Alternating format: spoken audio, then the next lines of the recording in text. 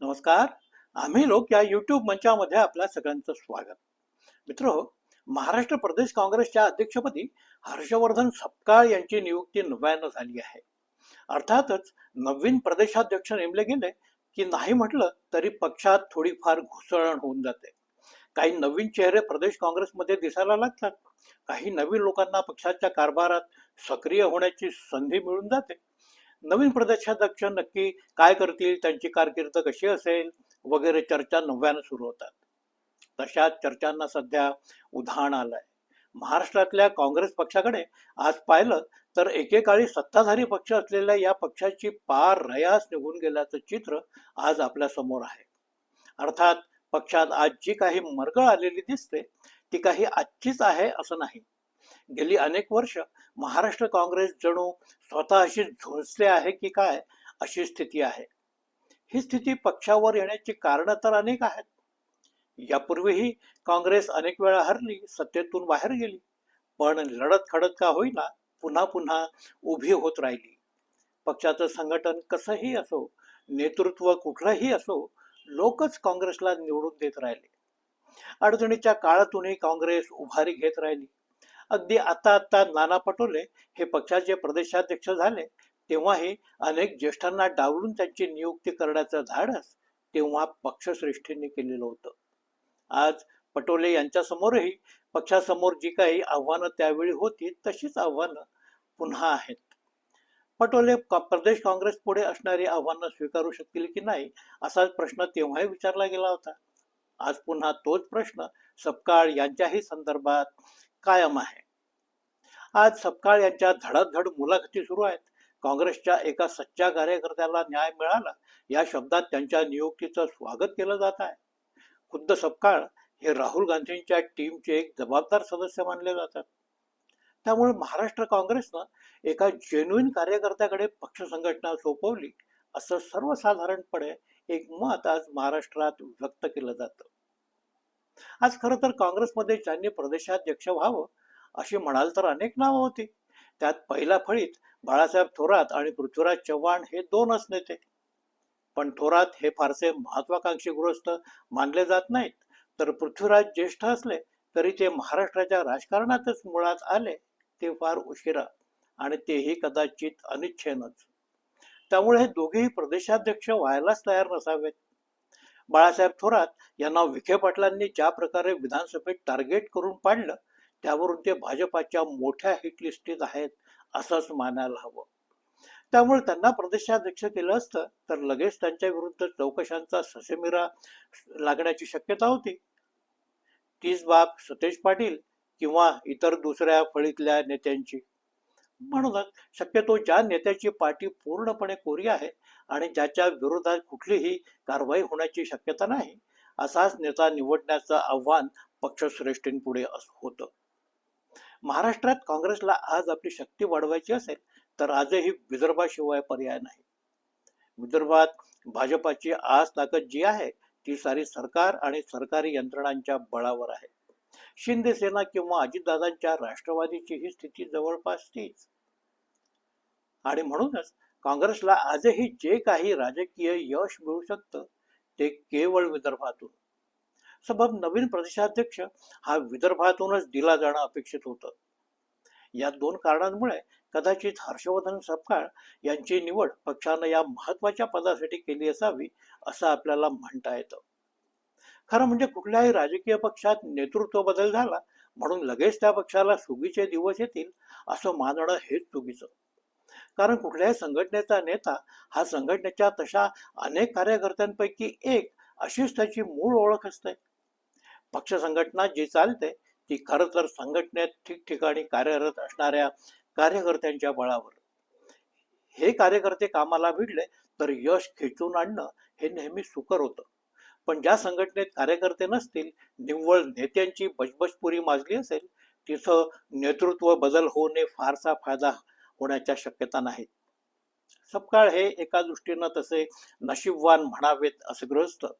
ते या अर्थानं की त्यांना आज पक्षातल्या ज्येष्ठांचा फार त्रास असा होण्याच्या शक्यता नाहीत.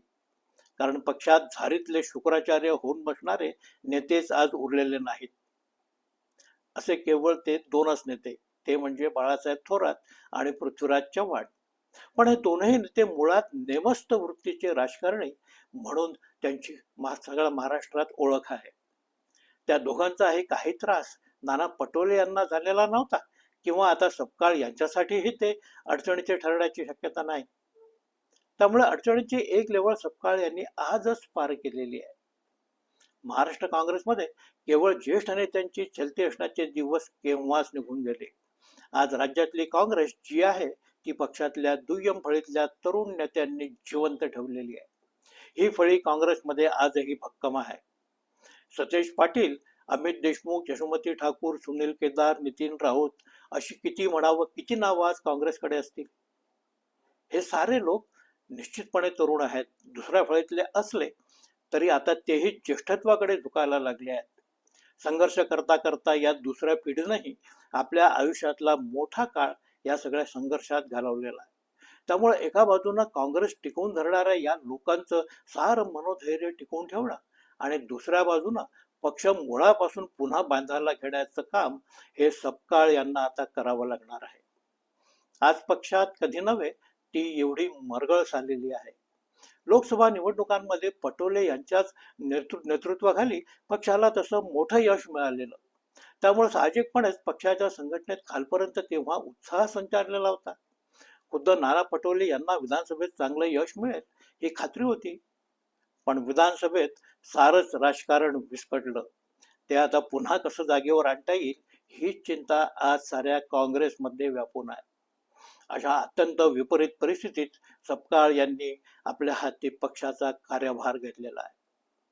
त्यांच्या समोरचं पहिलं आव्हान आहे ते म्हणजे स्थानिक स्वराज्य संस्थांच्या निवडणुकांचं. महाराष्ट्रात या निवडणुका महाविकास आघाडी म्हणून लढल्या जाणार की तिन्ही पक्ष हे वेगवेगळ्या निवडणुका लढवणार याबद्दल आज प्रचंड संभ्रम आहे. महाराष्ट्र काँग्रेसमध्ये आज या संदर्भात काय धोरण आहे हे अद्याप स्पष्ट झालेलं नाही. पण एक सर्वसाधारण तत्व राजकारणात पाहिलं जातं ते म्हणजे जेव्हा जेव्हा सत्ताधारी हे खूप जास्त शक्तिशाली बनलेले असतात तेव्हा त्यांच्याशी लढण्यासाठी वेगवेगळ्या शक्तींनी एकत्र येणं आवश्यक होऊन जातं. महाराष्ट्र काँग्रेस किंवा पक्षश्रेष्ठींमध्ये या संदर्भात जी काही भूमिका असेल ती असेल.